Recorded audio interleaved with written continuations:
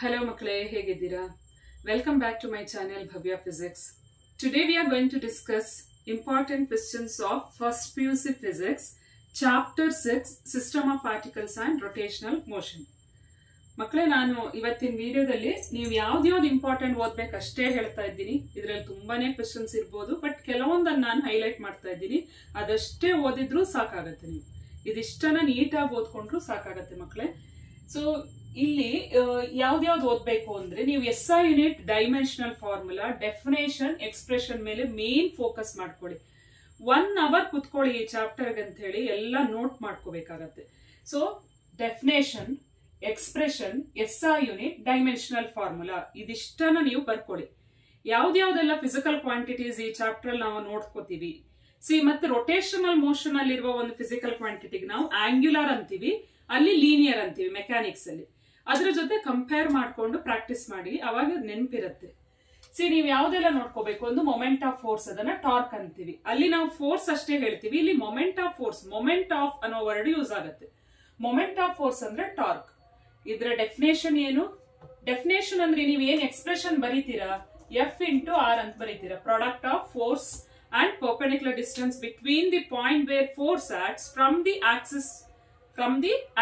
Fixed line is called as axis. So ಇದೊಂದು definition, expression. Definition, expression ಗೊತ್ತಿತ್ತು ಅಂದ್ರೆ next SI unit ಗೊತ್ತಾಗುತ್ತೆ ನಿಮ್ಗೆ, ನ್ಯೂಟನ್ ಮೀಟರ್. SI ಯೂನಿಟ್ ಗೊತ್ತಿತ್ತು ಅಂದ್ರೆ ಡೈಮೆನ್ಷನಲ್ ಫಾರ್ಮುಲಾ ಬರೀಬಹುದು. ಓಕೆ, ಡೈಮೆನ್ಷನಲ್ ಫಾರ್ಮುಲಾ ಏನಾಗಿರುತ್ತೆ? Force dimensional formula MLT-2.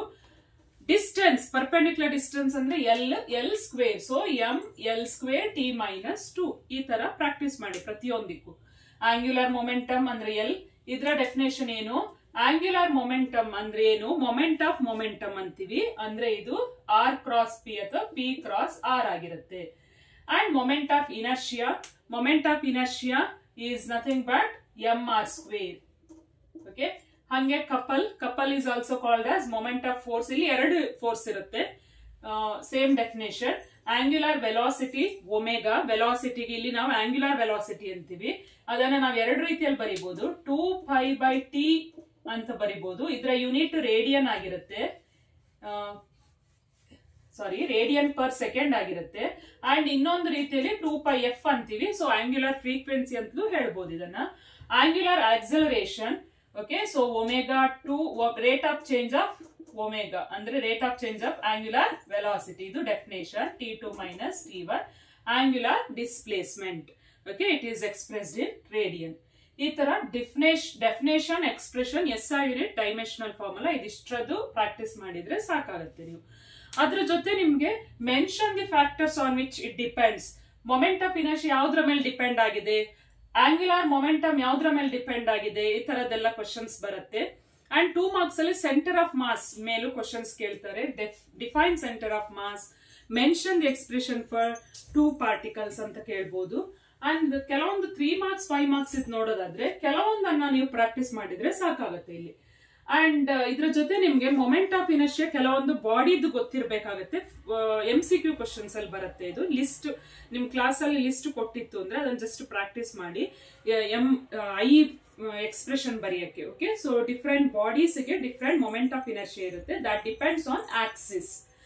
Now write any 3 kinematic equation for rotational motion. ಇದು ಒಂದು ಡೆಫಿನೆಟ್ ಆಗಿ ಬರುವ ಕ್ವಶನ್ಸ್. ಅಂಡ್ ನೀವು ಲೀನಿಯರ್ ಮೋಷನ್ ಜೊತೆ ಕಂಪೇರ್ ಮಾಡ್ಕೊಂಡು ಬರೆಯೋದು ಪ್ರಾಕ್ಟೀಸ್ ಮಾಡ್ಕೊಳ್ಳಿ, ಈಸಿ ಆಗುತ್ತೆ ನಿಮ್ಗೆ. ಸೊ ಅದು 3 ಎಕ್ಸ್ಪ್ರೆಷನ್ ನ ಬರ್ಕೊಂಡು ಎಕ್ಸ್ಪ್ಲೇನ್ ಮಾಡ್ಬೇಕು, ಟರ್ಮ್ಸ್ ನ ಎಕ್ಸ್ಪ್ಲೇನ್ ಮಾಡ್ಬೇಕು. And write the relation between. ನೋಡಿ, 4 ರಿಲೇಷನ್ ಡಿರೈವೇಶನ್ ಹೆಂಗ್ ಬರುತ್ತೆ ಅನ್ನೋದನ್ನ 2 ಅಥವಾ 3 marks ಕೇಳ್ತಾರೆ. ಇದನ್ನ ಹೆಂಗ್ ಬಂತು, ಇದು ಎಕ್ಸ್ಪ್ರೆಷನ್ ಯಾವ ತರ ಬರುತ್ತೆ, derive the expression for this. ಇದು relation between them will be asked for 3 marks. And next ನೋಡೋದಾದ್ರೆ ಇದು ಇನ್ನೊಂದು important questions. Kinetic energy of rotating body 3 marks ಬರುತ್ತೆ. ಅಂಡ್ ನ್ಯೂಮರಿಕಲ್ಸ್ ಕೇಳ್ಬೋದು. ಸೆಂಟರ್ ಆಫ್ ಮಾಸ್ ಎಕ್ಸ್ಪ್ರೆಷನ್ ಗೊತ್ತಿರುತ್ತೆ ನಿಮ್ಗೆ, 2 particles. ಅದ್ರ ಮೇಲೆ ನ್ಯೂಮರಿಕಲ್ಸ್ ಅಥವಾ 3 particles ಅದ್ರ ಮೇಲೆ ನ್ಯೂಮರಿಕಲ್ಸ್ ಬರ್ಬೋದು 2 or 3 marks ಗೆ. And this is one of the important question for 5 marks. ಇದು ಒಂದೇ ಒಂದು 5 marks ಇರುವ ಕ್ವಶನ್ಸ್ ಈ ಚಾಪ್ಟರ್ ಅಲ್ಲಿ. ಸೊ ಇದನ್ನ ಡಿಫೈನ್ ಮಾಡ್ಬೇಕು ನೀವು. First state the law of conservation of angular momentum and prove that tau is equal to dl by dt.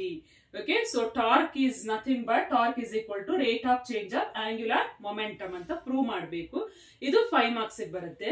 ಅಥವಾ ಇದ್ರಲ್ಲಿ ಒಂದು ಎಕ್ಸಾಂಪಲ್ ಇರುತ್ತೆ, right any two example for conservation of angular momentum, ಅಥವಾ ಅಂದ್ರೆ driver ಅಥವಾ ballot dancer. ಈ example ನ ನಿಮ್ಗೆ 2 ಅಥವಾ 3 ಮಾರ್ಕ್ಸ್ ಕೇಳುವ ಚಾನ್ಸಸ್ ಇರುತ್ತೆ. ಸೊ ಇದಿಷ್ಟ ಆಗಿತ್ತು ಇವತ್ತಿನ ಸಿಸ್ಟಮ್ ಆಫ್ ಪಾರ್ಟಿಕಲ್ಸ್ ಲೆಸನ್ ನ ಇಂಪಾರ್ಟೆಂಟ್ ಕ್ವೆಶ್ಚನ್ಸ್ ಮಕ್ಕಳೇ. ಸೊ ಇದಿಷ್ಟನ್ನ ನೀವು ಓದ್ಕೊಂಡ್ರು ಸಾಕಾಗತ್ತೆ. ಅದೇ ನಾನು ಹೇಳಿದಂಗೆ ಆಲ್ರೆಡಿ ಐ ವ್ಯಾಲ್ಯೂಸ್, ಕೆಲವೊಂದಾದ್ರೂ ಐ ವ್ಯಾಲ್ಯೂಸ್ ಗೊತ್ತಿರಲಿ. Moment of inertia, different bodies, sphere ಇರ್ಬೋದು, ಹಾಲೋ ಸ್ಪಿಯರ್ ಇರ್ಬೋದು, ಸಿಲಿಂಡರ್ ಇರ್ಬೋದು, ಈ ತರದ್ದು ರಿಂಗ್ ಇರ್ಬೋದು, ಸರ್ಕ್ಯುಲರ್ ರಿಂಗ್ ಇರ್ಬೋದು, ಈ ತರದ್ದೆಲ್ಲ ಕೆಲವೊಂದು ಸ್ಟ್ರಕ್ಚರ್ ನ ಮೊಮೆಂಟ್ ಆಫ್ ಇನರ್ಷಿಯಾ ಅದು ಯಾವ್ದ್ರ ಮೇಲೆ ಡಿಪೆಂಡ್ ಆಗಿರುತ್ತೆ, ಆಕ್ಸಿಸ್ ಮೇಲೆ ಡಿಪೆಂಡ್ ಆಗಿರುತ್ತೆ. ಡಿಫ್ರೆಂಟ್ ಆಕ್ಸಿಸ್ ಗೆ ಡಿಫ್ರೆಂಟ್ ಎಕ್ಸ್ಪ್ರೆಷನ್ ಇರುತ್ತೆ. ಅದನ್ನ ನೀವು ಪ್ರಾಕ್ಟೀಸ್ ಮಾಡಿ ಮಕ್ಕಳೇ. ಅದು ನಿಮ್ಗೆ MCQ ಅಲ್ಲಿ ಕೇಳುವ ಚಾನ್ಸಸ್ ಇರುತ್ತೆ. ಅದರ ಜೊತೆ translational equilibrium and rotational equilibrium ನ ಕಂಡೀಷನ್ ಕೇಳುತ್ತೆ, 2 ಮಾರ್ಕ್ಸ್ ಬರುತ್ತೆ. ಟ್ರಾನ್ಸ್ಲೇಷನ್ ಅಂದ್ರೆ ಏನು, when body is moving in a straight line. Condition ಏನು ಅಂದ್ರೆ summation Fi, so I varies from 1 to n is 0. Summation Fi is 0. ಇದು ಟ್ರಾನ್ಸ್ಲೇಷನಲ್ ಇಕ್ವಿಲಿಬ್ರಿಯಂ ನ condition. Rotational equilibrium ಆದಾಗ ಸಮ್ಮೇಷನ್ ಟೌ ಐ ಅಂತ ಬರಿಬೇಕು, that is equal to 0.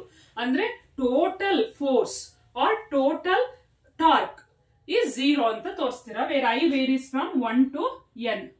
I varies from 1 to n. ಇದಿಷ್ಟಾಗಿತ್ತು ಇವತ್ತಿನ important questions. Helpful ಆಗಿದೆ ಅಂತ ಅನ್ಕೋತೀನಿ ಮಕ್ಕಳೇ. So don't forget to like, share and subscribe for more important questions. So see you next video. Until then, take care and bye bye.